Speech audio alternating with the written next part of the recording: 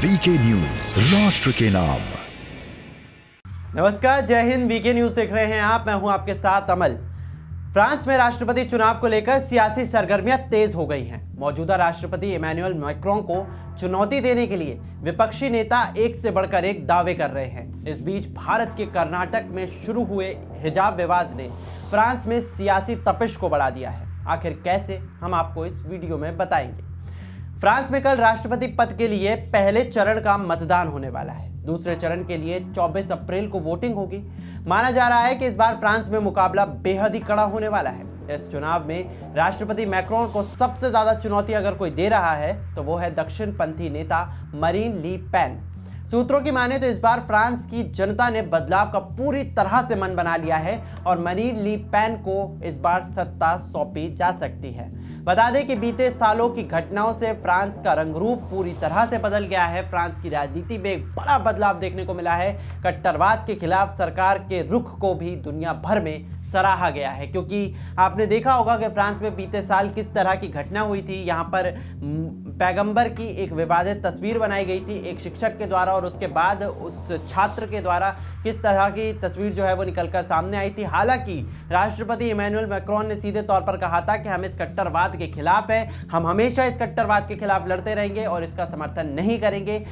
राष्ट्रपति की जान को खतरा भी इस दौरान बताया गया था। इस बीच विपक्ष की बड़ी नेता मरीन ली पेन ने एक जनसभा के दौरान बड़ा दावा कर दिया है। इस दौरान उन्होंने ये ऐलान किया, अगर वो राष्ट्रपति चुनकर आती हैं तो फ्रांस की सड़कों पर हिजाब पहनने वाली मुस्लिम महिलाओं पर वो सख्त एक्शन लेंगी। यही नहीं, उन्होंने आगे भी कहा, ऐसे लोगों पर वो जुर्माना भी लगा सकती हैं जो इस नियम के बाद भी सड़कों या सार्वजनिक स्थानों पर हिजाब पहनकर निकल सकते हैं। ऐसी महिलाओं को बख्शा नहीं जाएगा, ये भी उनके द्वारा कहा गया। जो इसके बाद भी इसी के साथ काम करेगा, हिजाब पहनेगा, उसको सीधे तौर पर दंडित भी किया जाएगा।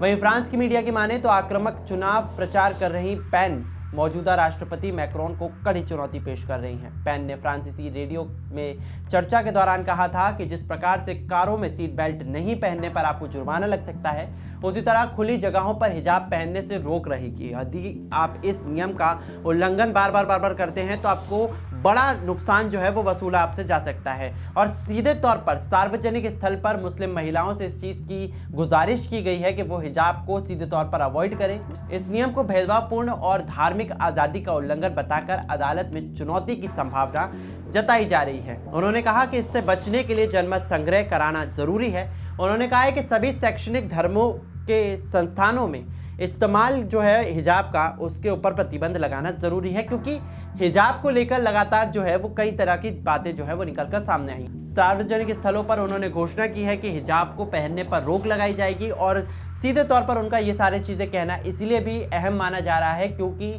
दरअसल में आप देखिए कि कई ऐसे स्थान होते हैं जहां पर अगर आप अपने चेहरे को ढककर रखते हैं तो वहां पर आप कैमरे की निगाहों में नहीं आते हैं, और इस दौरान क्राइम रेट जो है वो बढ़ने की संभावना ज़्यादा बढ़ जाती है। तो शायद कहीं ना कहीं विपक्षी नेता ने ये बयान इस चीज़ से लेकर भी जोड़ा है। उनका ये कहना है कि क्राइम रेट जो है वो फ्रांस में कम करना चाहिए, और इसी के लिए उन्होंने इस बड़े एक्शन को लेने की बात कही है। हालांकि देखते बनेगा कि क्या उनका जो ज़मीनी स्तर पर जो बयान है वो कितना कारगर साबित होता है। आपको बता दें कि हिजाब कोई इतना बड़ा विवाद नहीं है, लेकिन अलग अलग देशों की सरकार लगातार अब इसके विरोध में खड़ी हो रही है, कानून भी बना रही हैं। लगातार सरकारों की तरफ से बस यही मांग है कि जो कट्टरवादी संगठन है वो इस चीज़ को ऐसे ना लें कि किसी के धर्म के खिलाफ है, बल्कि इस चीज़ को ऐसे लिया जा सकता है कि अगर आप एटीएम में भी जाते हैं तो वहाँ पर भी आपको मास्क जो है वो उतारने की हिदायत दी जाती है। आपको ये कहा जाता है कि आप अपने फेस को कवर ना करके रखें, क्योंकि अगर आप अपने फेस को उस दौरान कवर करके रखेंगे तो ऐसा हो सकता है कि आपको बड़े क्राइम का जो है वहाँ पर सामना करना पड़ सकता है। तो इसीलिए कहीं ना कहीं चीज़ों को लेकर, चीज़ों को देखते हुए सरकारें जो है अलग अलग देशों की वो इस तरह के